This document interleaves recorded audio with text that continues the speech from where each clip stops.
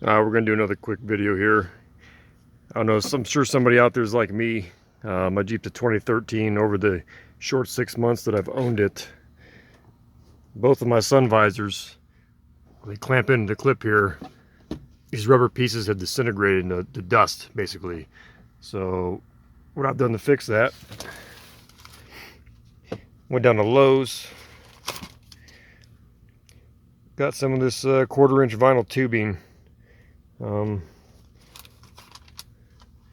Look at there, even made in the USA. So basically all you got to do is take the measurement between here, cut the piece to length with a pair of scissors, and then slit it lengthwise, pop it over to the metal stud that's in there, and then just super glue it together and let it sit for a few minutes, and then you're good as new.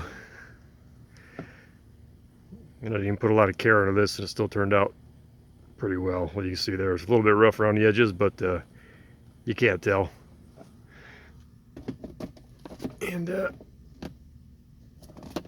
snaps in there pretty well. It's good and solid. So I've done both the driver and the passenger side. It's good as new.